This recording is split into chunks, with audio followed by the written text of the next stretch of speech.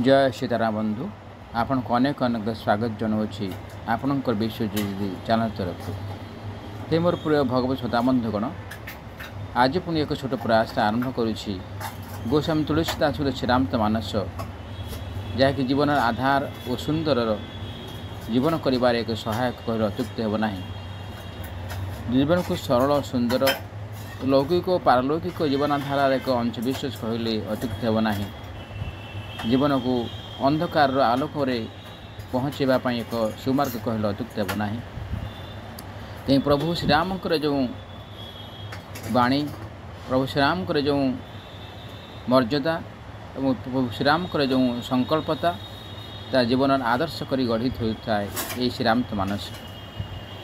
आसत बंधु आम पूर्वाध्याय शुणी जे प्रभु श्रीराम माँ सीता को अन्न विनय करुँच न जावाई कहीं जीभली जंगल में आतंकता दुष्टता और भयंकरता और खरा वर्षा शीतर प्रकोपता से बुझाऊँच किभली भाव गले असुविधार पड़ो आ बड़ लोक मानकर कथा न शुणिले किभली कष्ट जन भोगती तो सीटा भी कहते प्रभुंर माया तो से निजे जानती कहीं से आसी से निजे जानती कहीं धरापृष्ठ को आसी अयोध्या नगर को आसी पिता दशरथ माँ कौशल्या गर्भ जन्म लाभ कर जो मानवीय धर्म मानवीय परंपरा पुत्र धर्म पर परिकल्पना करिसंती धर्म पालन करिसंती ता सहित से आसी निजर मुख्य उद्देश्य पालन करने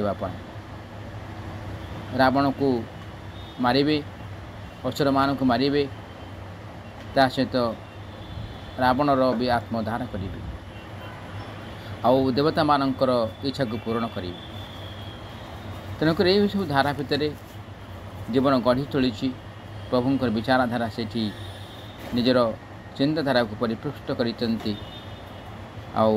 निजे तैयारी करते वन को जावाई नहले पुणी साधारणतः भाव राजप्रसाद राजजीवा राज युवराज केवे वन को जावाई पसंद कर कि जी सुख स्वाच्छंद जीवन यापन करने कथा सुख स्वाच्छंद रहा कथा राजकीय परंपरा रहा कथा सी के चाहब कि खाली पादरे बण जंगल रे खरा वर्षा शीत 14 वर्ष वनवास करेंगे कौन सहज सरल कथा नहीं गोटे दिन जब आम बण को चली जाऊे आसला हालिया हो जाऊे से 14 वर्ष वनवास करेंगे ये साधारण कथा नहीं तेणु कौ मैंने करपारती जे कि दिव्य द्रष्टा जे भगवान ही करपारती सबकुछ से गोटे मात्र संकल्प सब तैयारी करपारती गोटे मात्र संकल्प सारा जगत को परिवर्तन करपारती गोटे मात्र संकल्प समस्त प्रति प्रेम सृष्टि करपारती समस्त प्रति स्नेह संबंध सृष्टि करपारती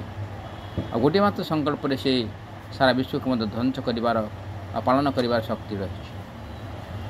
आसत बंधु आम आज भगवान से प्रेम भाव कथा शुणा और जाना प्रभु गोटे स्तुति करवा ताहले आ मन भितर आनंद और बढ़ीज। ओ रामजं लक्ष्मणं सीतापति सुंदरं काकुस्तं करुणाकरं गुणोधि गुणायकं विप्रप्रियं धार्मिकं राजेन्द्रं सत्यसंधं दशरथतनयं श्यामलं शान्तमूर्ति वन्दे लोकाभिरामं रघुकुलतिलकं राघवं रावणारि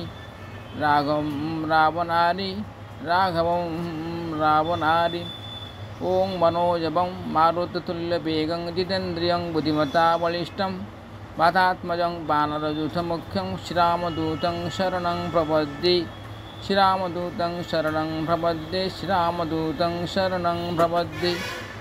ओम श्रीराम जय राम जय जय राम ओम श्रीराम जय राम जय जय राम ओम श्रीराम जय राम जय जय राम ओम श्रीराम जय राम जय जय राम। जय सीताराम बंधु पुणी थे आपण मानक स्वागत जनावि आपण विश्वजीत चैनल तरफ आसतु आज शुणा और जाना प्रभुंर से दिव्य नाम को दिव्य चिंताधारा को आसतु शुणा और जाना नव रसाल वन विहरन शीला सोह की कोकिल विपिन करीला रहु भवन अस हृदय विचारी ଚନ୍ଦ୍ର ବଦନୀ ଦୁଃଖକୁ କାନନ ଭାରି।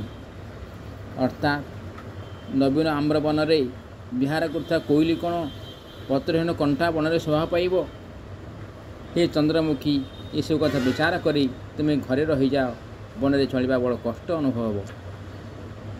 ପ୍ରଭୁ ଶ୍ରୀରାମ ମା ସୀତାଙ୍କୁ କହୁଛନ୍ତି ଯେ ବଣରେ ବିହାର କରିବା ସମୟରେ ଆମ୍ର ବନରେ ନବୀନ ନବୀନ ପତ୍ର ଦେଉଥିବ ଆମ୍ବ ଗଛରେ ଯଦି ନୂଆ ନୂଆ ପତ୍ର ଦେଇଥିବ, ଆମ୍ବ ଟିକେ କଅଁଳଠି ବାହାରିଥିବ, ସେ ସମୟରେ କୋଇଲି ପକ୍ଷୀ କ'ଣ କରେ ନା ତା ପାଖରେ ବସି ଆନନ୍ଦ ଅନୁଭବ କରେ। କୋଇଲିର କୁହୁ କୁହୁ ନାଦରେ ସାରା ଜଗତକୁ ପ୍ରକମ୍ପିତ କରିଦିଏ। ତାର ସୁନ୍ଦର କୁକୁର କଣ୍ଠରେ ସେ ଏତେ ସୁନ୍ଦର ଗୀତ ବୋଲେ, ଅନ୍ୟମାନେ ଶୁଣିଲେ ମନ ଭିତରେ ଆନନ୍ଦ ସୃଷ୍ଟି ହୋଇଯାଏ, ମନ ଭିତରେ ଆନନ୍ଦ ସୁଖ ସୃଷ୍ଟି ହୋଇଯାଏ। ତେଣୁ ସେହିଭଳି କଥା କହୁଛନ୍ତି ପ୍ରଭୁ ଶ୍ରୀରାମ, କହୁଛନ୍ତି ମା ସୀତାଙ୍କୁ। ସେ କ'ଣ ଯଦି ଆମ୍ବ ବନରେ ରହିବାକୁ ପସନ୍ଦ କରିବ? କୋଇଲି ସିନା କଣ୍ଟା ବନରେ ରହିବାକୁ ପସନ୍ଦ କରିବ କି? ତେଣୁକରି ତୁମ ହେ ଚନ୍ଦ୍ରମୁଖୀ, ଚନ୍ଦ୍ର ଭଳି ତୁମର ମୁଖ, ତୁମେ ଏସବୁ ବିଚାର କରି ତୁମେ ବଣକୁ ଯାଅ ନାହିଁ, ଘରେ ରହିଯାଅ। ସହଜ ହୃଦ ଗୁର ସ୍ୱାମୀ ଶିଖ ଯୋଉ ନ କର ଈଶ୍ୱର ମାନି, ସୁପଚିତା ଆଇ ଅଘାୟୁର ଅବଶ୍ୟ ହୋଇ ହିତ ହାନି।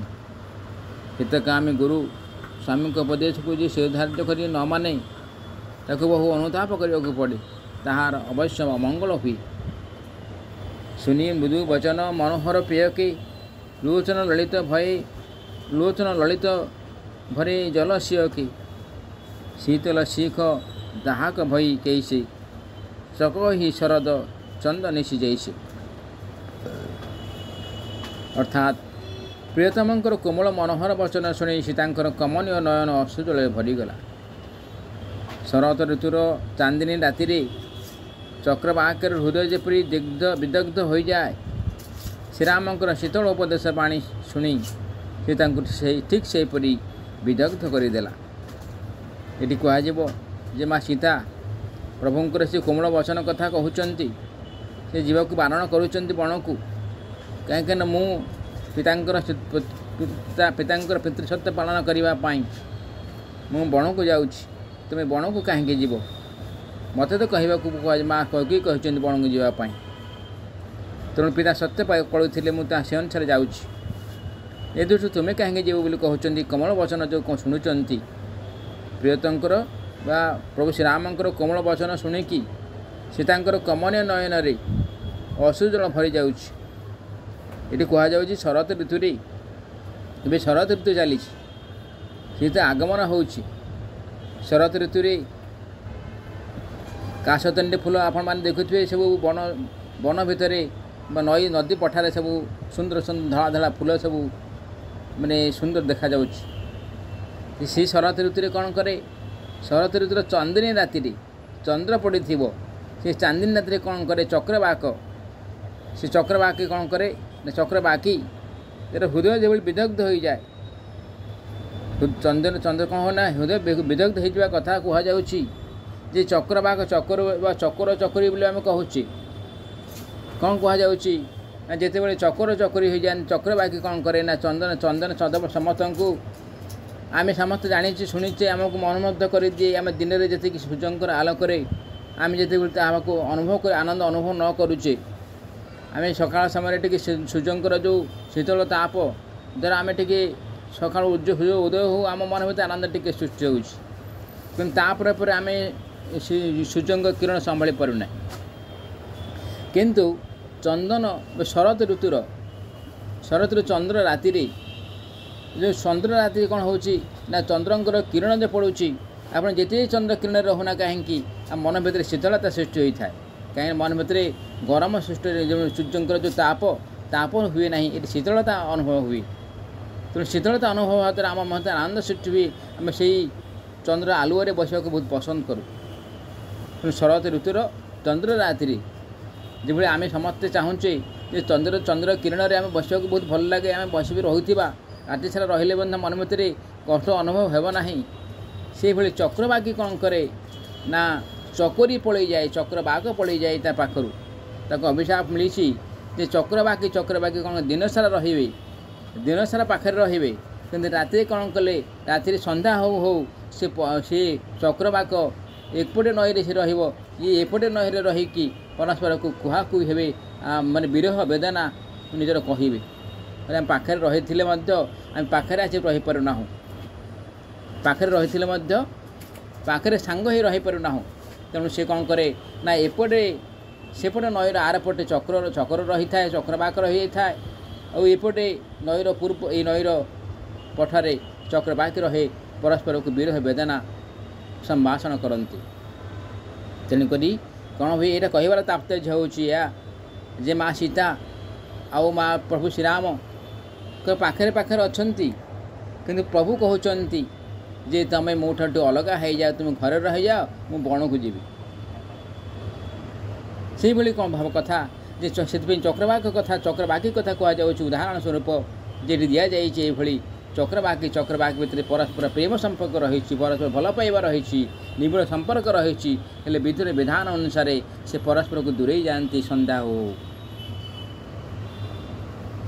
से माँ सीता कहते माँ सीता मन भितर आनंद रहा परिवर्ते दुख विदग्ध हो जाऊँगी जे प्रभु किभली कहते जे मो ठू अलग हो जाऊ बोली मु तो चाहूँ अलग हेबी ना बोली प्रभु किभली मन मन भावुंट जे मु एकुटिया पलैजी बण को तू घरे रही जा बोली कही जाऊँच तो मन भितर विदग्ध दग्धीभूत हो जाऊँच शरीर तेणु आखिर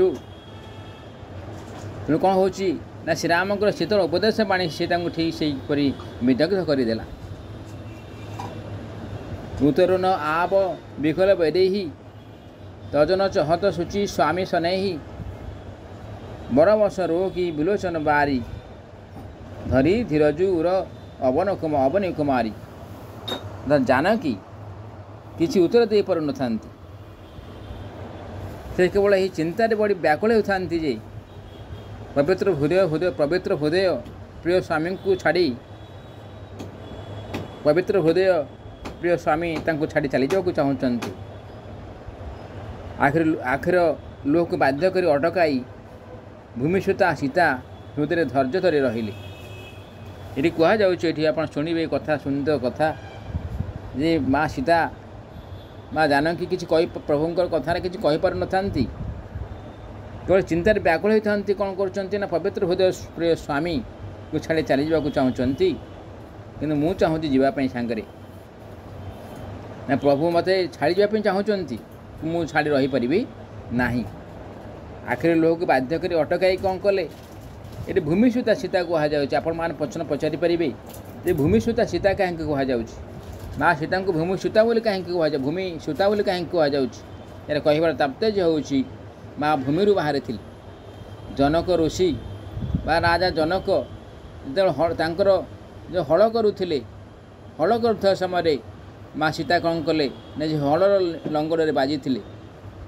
से गोटे बक्स भितर रही से बक्स बाहर कला बेल माँ सीता बाहर तेणुक कहुए भूमि बाहर थे बोली भूमिपुता भूमिर कन्या बोली भाव कहुए भूमिसुता सुत और सुता भितर तफात सुत हूँ पुओ सुता हूँ झी कन्या तेणु भूमि ठार बाहर थे कहुए भूमिसुता बोली कहुए भूमिसुता सीता हृदय धैर्य धरी रहिले लागी साहस पग कह कर जोरी क्षम भी देवी बड़ी अभिनव मोरी दिन्नी प्राणपति मोहि सुख सोई जही विधि मोरो परम हित होई मैं पुनि समुझी दिखी मन माही प्रिय वियोग सम दुख जग नाही अर्थात एवं शाशुंक पाद तले पड़ी माँ सीता कौन कले ना शाशुंक पाद तले पड़गले कर जोड़ी कहवाक लगे हे देवी मोर गोटे बड़ दुष्टता क्षमा करेंगे मोर जो परम हित हेब मोर प्राणपति जदिबा मते ताहाई कहउछंती तथापि मु मने मने भल रूपे विचार कर देखे सारी जे जगत रे पति विच्छेद समान दुख आउ किछि नाही से कहउछंती माँ कौशल्या को कहउछंती जे प्रभु जहाँ कहउछंती ठीक कथा किंतु मु देखि सारी जगत रे पति विच्छेद रहिले पति ठारू अलग रहिले कि जो दुख अस्तिता दुख अन्न कोठी नाही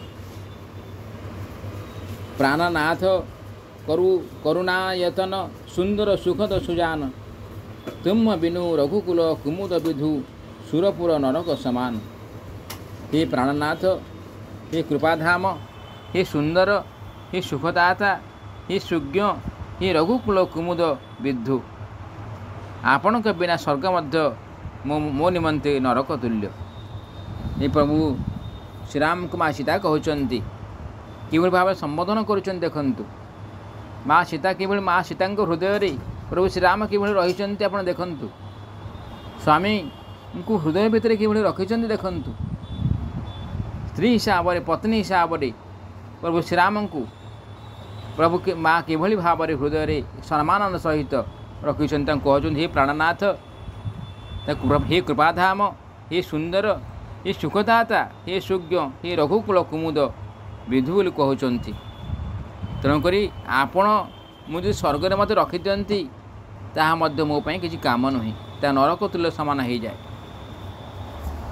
कहीं ना स्वामी छड़ा मु स्वामी बिना मुझे रहीपरि ना, ये कहबार तात्पर्य जाऊँगी मुझे स्वामी बिना रहीपरि ना। मातु पिता भगिनी प्रिय भाई प्रिय परिवार सुहृद समुदाय सासु ससुर गुर सजन सुहाई सजन सहाय सुद सुंदर सुशील सुखदाय जह लगी नाथ नेह अरुनाथ प्रिय बिनु तिह तर नेहुते ताते तनु धनु धामु धरनी पुर राजू पति विहीन सबु शोक समाज। अर्थात माता पिता भगिनी प्रिय भाई प्रिय परिवार मित्र समुदाय सासु ससुर गुरु आत्मजन सहायक और सुख प्रदानकारी सुंदर सुशुर पुत्र आदि जिते सब स्नेह और सम्मत जनित स्वजन अछंती, हे नाथ पति बिना से समस्त स्त्री पर सूर्य ठारू भी अधिक संतापदायक। कहीं ये पतिपरायण माँ सीता कहते जदि सुहृद मान जिते आत्मस्वजन थे पति नहांती से स्त्री कौन करे ना सूर्य किरण जो भली तापदायक करें सूर्य किरण कौन करे ना ताप प्रदान करें आप 5 मिनट रहीपर ना खरारे खरार सूर्य किरण द्वारा आम रहीपर ना बहुत समय पर्यंत कि चंद्रंग किरण में बती सारा रही भी आमको दुख लगे ना आम मत आनंद सृष्टि हम से कहीं स्वभाव कथा हो सूर्य स्वभाव हो गरम प्रदान करवा ताप प्रदान करवा आउ चंद्रंकर धर्म हो शीतलता प्रदान करवा वनस्पति प्रदान करवा। तेणुक माँ सीता कहते जे पति बिना सूर्य को ताप जो भली भाव लगे ताठू अधिक संतापदायक लगे। पति विहीना स्त्री निमंते शरीर धन गृह नगर राज्य और पृथ्वी आदि सबकि केवल शोकर समाज होता है। जो पति नहांती पाखे से कौन हो जाए ना पति जो पाखे नहांती स्त्री असुविधा कौन हुए ना सबूक शरीर अच्छी धन अच्छी गृह अच्छी नगर अच्छी राज्य अच्छी पृथ्वी अच्छी सबूक शोक समाज हो जाए से दुख आनंद दे न थाए सब गुड़ा संपत्ति अच्छी किंतु आनंद पति जदि पति नहांती से आनंद सेठी नाही बोली कहते माँ सीता। भोगो रोग सम भूषण भारु जम जाधना सरिष संसारु प्राणनाथ तुम बीनु जग माही मो कहू सुखद कतहु कछु नाही तापाई भोग रोग समान भूषण भार समान और संसार जम जातना समान। हे प्राणनाथ आपण के बिना जगत में मो निमंते कौन भी कौन वस्तु सुखदायक नुहे। आपड़ जो पठेले जो गले आपड़ जो नहांती सबजा मो दुख ही दुख जीव बिनु देह नदी बिनु बारी तेसी नाथ पुरुष बिनु नारी नाथ सकल सुख सात तुम्हारे शरद विमल विधु बदन निहारी। अर्थात प्राण बिना देह जेपरी शोभा पाए नाही जल बिना नदी जेपरी शोभा पाए नाही हे नाथ पुरुष बिना स्त्री मध्य सेहीपरि शोभा पाए नाही। हे नाथ आपण सहित रही आपण निर्मल शरत चंद्र सम मुख दर्शन कले ମୋତେ ସମସ୍ତ ସୁଖ ମିଳିଯିବ। ଆପଣ କିଛି ଦିଅନ୍ତୁ ବା ନ ଦିଅନ୍ତୁ, ଆପଣଙ୍କର ମୁଖ ଟିକେ ଚାହିଁଦେଲେ ମୋତେ ସବୁ ଆନନ୍ଦ ମିଳିଯାଉଛି। କୂଟନୀତି ପାଇଲା ଭଳି ଲାଗୁଛି, ଅସତ୍ୟ ଧନ ପାଇଲା ଭଳି ଲାଗୁଛି, ମୋତେ ସଂସାରର ସବୁ ଶାନ୍ତି ମିଳିଲା ଭଳିଆ ଲାଗୁଛି। ପରମ ଶାନ୍ତି ପରମ ଆନନ୍ଦ ମିଳିଯାଉଛି ଆପଣଙ୍କ ଚନ୍ଦ୍ରମୁଖ ଦେଖିଦେଲେ। ଆପଣଙ୍କର ମୁଖ ଦେଖିଦେଲା ପରେ ମା ସୀତା କହୁଛନ୍ତି ମୋତେ ଏତେ ଆନନ୍ଦ ଲାଗୁଛି ଯେ ମୋତେ କହିବାକୁ ପଡ଼ିବ ନାହିଁ। ସେ ସ୍ୱର୍ଗଠାରୁ ମୋତେ ଅଧିକ ସୁନ୍ଦର, ଅଧିକ ଆନନ୍ଦ ଲାଗୁଛି। ତେଣୁ ଆପଣ କିଭଳି କହୁଛନ୍ତି ଯେ ମୁଁ ଏଇ ରହିଯିବି ଏଇଠି, ଆପଣ ବଣକୁ ପଳାଇଯିବେ। ଆପଣ ବଣରେ ଯାଇକି କଷ୍ଟ ଅନୁଭବ କରିବେ, ଖାଲି ପାଦରେ ଯିବେ, କେଉଁଠି କଣ୍ଟା ଥିବ, କେଉଁଠି ସେଠି ଯନ୍ତ୍ରଣା ଥିବ, କେଉଁଠି ପଥର ଥିବ, କେଉଁଠି ପାହାଡ଼ ଥିବ, କେଉଁଠି ଗୋଡ଼ି ଥିବ, ସେଭଳି ଭାବରେ ଆପଣ ଚାଲି ଚାଲି ଯିବେ। ଆପଣ କଷ୍ଟ ଅନୁଭବ କ'ଣ ହେବନି କି? ଆପଣ ସଦାବେଳେ ଖରାରେ ଏତେ ଖରା ହେବ, ଏବେ ସୂର୍ଯ୍ୟ କିରଣ ପଡ଼ିବ, ଆପଣଙ୍କୁ ଗରମ ଲାଗିବ। ସେ ଶୀତରେ ପ୍ରକୋପ ଶୀତରେ ଆପଣଙ୍କୁ ଗରମ ଥଣ୍ଡା ଲାଗିବ। ପ୍ରବଳ ବର୍ଷାରେ ଆପଣଙ୍କୁ କଷ୍ଟ ଅନୁଭବ ହେବ।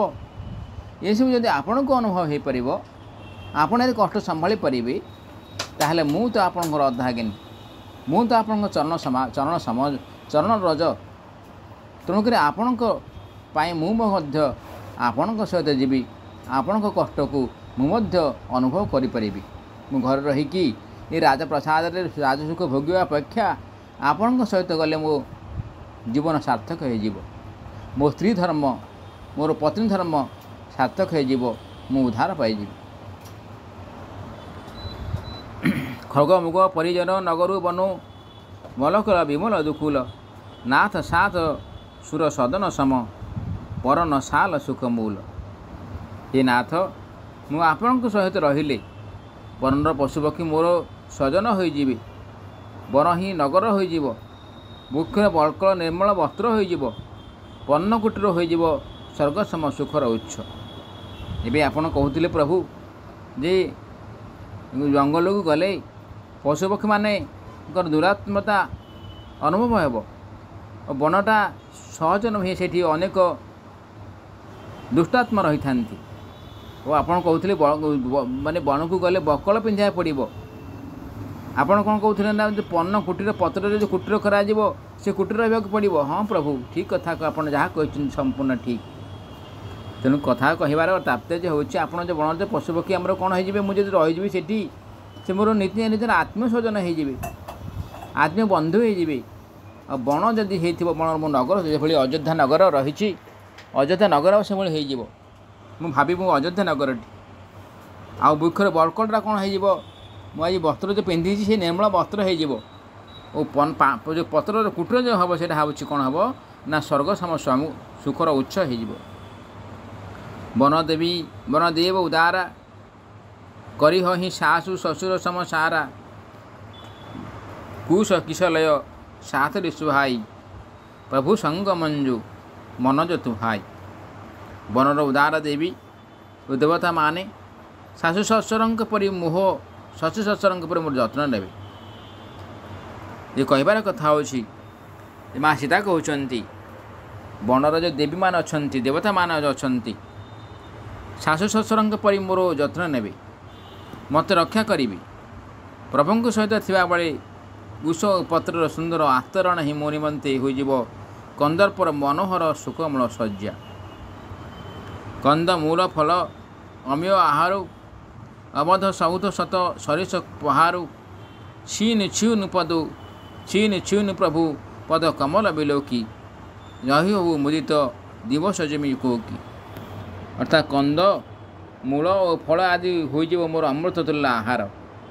ବନର ପାହାଡ଼ ପର୍ବତ ମୋତେ ଲାଗିବ ଅଯୋଧ୍ୟାର ଶତ ଶତ ରାଜ ନବର ପରି। ଅନୁକ୍ଷଣ ପ୍ରଭୁଙ୍କ ଚରଣ କମଳ ଦର୍ଶନ କରି ଦିନବେଳେ ଚକ୍ରବାକୀ ଆନନ୍ଦରେ ରହିବା ପରି ମୁଁ ଆନନ୍ଦରେ ରହିବି। ମା କହୁଛନ୍ତି, ମା ସୀତା କହୁଛନ୍ତି, ଆପଣ କହୁଥିଲେ ଜଙ୍ଗଲରେ ରହିବାକୁ ହେଲେ କନ୍ଦମୂଳ ଖାଇବାକୁ ପଡ଼ିବ, ଫଳମୂଳ ଖାଇବାକୁ ପଡ଼ିବ। ତାହେଲେ ମୋର କିଛି କହିବାର ନାହିଁ ପ୍ରଭୁ, ମୁଁ କନ୍ଦମୂଳ ଖାଇକି ବଞ୍ଚି ରହିପାରିବି। ସେ କହୁଛନ୍ତି କେତେବେଳେ ମିଳିବ, କେତେବେଳେ ମିଳିବନି, କିଛି କହିବା କଥା ନାହିଁ, ମୁଁ ପାଣି ମଧ୍ୟ ପଡ଼ିକି ରହିଯାଇପାରିବି। କନ୍ଦମୂଳ ଫଳ ଆଦି ହୋଇଯିବ ମୋ ପାଇଁ ଅମୃତ ତୁଲ୍ୟ ଆହାର ହେଇଯିବ। बनर पहाड़ पर्वत मते लगे अयोध्यार शतस्थ राज नबर परी अनुक्षण प्रभु चरण कमल दर्शन करी प्रभु दर्शन करदेवी दिने बेले जो चक्रवाक कौन आनंद रही था दिने बेले कौन करे ना आपण क्या पूर्व कहूली चक्रवाकी कथा कहूली चक्रवाकी जो दिन में आनंद रही था परस्पर सहित निजर सुख दुख दिया निया करती परस्पर आनंद खेल कूद करती माँ कहते सीता कहते जे दिने बेले चक्रवाकी जो आनंद रही था आपण जो सुंदर बदन देखिक मु आनंद रही आपण चरण कमल देखिक दर्शन करी मु आनंद रही तेणु मोर किसी असुविधा ना तेणु प्रभुंर माँ किभली भाव में प्रभु को प्रेम करुँच प्रभु को भल पाँच स्वामी हिसाब से पति पत्नी जो स्त्री हिसाब से स्वामी कि भल पाँच आम आज शुणिले जानिले प्रभुंर से दिव्य दिव्य दिव्य भावना दिव्य चेतना दिव्य आनंद माँ कि अनुभव करुँच ये शिखा और जाना कहीं संसार में आम जो रहीचे स्वामी स्त्री हिसाब से सांसारिक दाम्पत्य जीवन हिसाब से परस्पर परस्पर को भल पाइबा हूँ एक सुगुण विचारधारा परस्पर कष्ट कष्ट पाइबा सुखरे सुखी हेबा दुखरे दुखी हेबा ये स्वामी स्त्री मानकर कर्तव्य होता है कहीं सदाबले सुख मिल न थाए सदाबले दुख भी लगी रही न थाए तेणु आम परस्पर आसतु बंधु आज माँ सीता ठारे शिखा और जाना जे माँ सीता कि भाव में प्रभु श्रीराम के प्रति अन्न विनय थिले समर्पण भाव थिला तांके प्रति उदारता थिला जिभली भाव में जंगल जड़े स्वामी जंगल को चली जाउछंती 14 वर्ष वनवास करने से भी कुंठा को अनुमोद करूना जे मो स्वामी 14 वर्ष वनवास जातु मु बर जंगल मु राजप्रसाद रही माँ सीता कह मो राजप्रसाद किसी आवश्यकता ना तुम चरण कमल ही मोर सब आदर्श और से भी राजप्रसाद फली ताठू अधिक नुहे आप चरण कमल ही राजप्रसाद अधिक और स्वर्ग सम अधिक तेणु मुझे राजप्रसाद रहा अपेक्षा आपण चरण कमल दर्शन करदे मो अधिक आनंद मिल बहुत आनंद पति सेवा करने द्वारा मु आत्मधार हो आनंद अनुभव करी तेणु ये सब शिखा कथा जाने कथा आसतु बंधु प्रभु के विराम देवा आसंता काले से सुंदर कथा माँ भाषा माँ कथा से शुणा जाना ऐसी हूँ माँ जगत जननी से कार झील होकर आने जनक राजा झील होते भूमि बाहर थे निजे निजे आसी तेणु से क्या गर्भर आसीना से पालना कर राजा जनक माँ अनुकमा माँ दया दया द्वारा से भली प्रभु श्रीराम भी आसी देवता उद्देश्य माँ पाखक माँ कौशल्या पाख माँ दशरथ पाख ये भाव में माँ आसी अन्नपूर्णा प्रभु भगवान आसी परस्पर परस्पर कथोपकथन भितर कि भाव में निजक सांसारिक जीवनधारा मानवीय जीवनधारा किभली निजक परिपृष्ट करी जीवन को सरल सुंदर कर आम देखार कथा शुणवार कथा जानिबार कथा रोच बंधु आप निश्चित भाव लाइक करूँ सब्सक्राइब करूँ नुआ थे आ निश्चित कमेंट द्वारा जय श्रीराम लेखक भूलु ना रोच बंधु नमस्कार जय सीताराम जय सीताराम जय सीताराम।